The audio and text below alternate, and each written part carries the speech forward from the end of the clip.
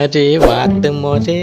મો પારકી પંચાત મો અરે વેર ઇઝ ધ માય કોયલી અલી કાગરી તું મારા 7 જન્મનો હંગાત કરવા મારી પાકી બેનપણી જીગર જાન તું આઈ બે અલી ઓહો બેદનથી દેખાતી જ નથી તો ચોખ્ખો વઈ જીતી કરતી તમને ખબર છે હું તો મારી કેટલી રાત જોતી કે હમણાં કોક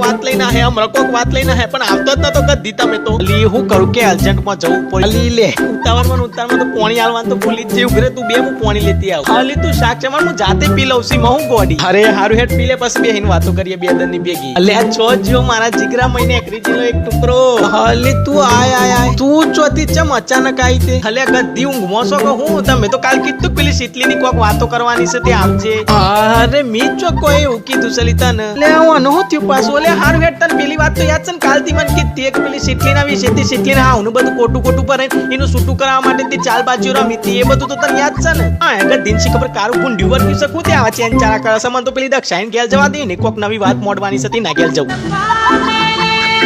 અલી હોબર મારી બેન બસ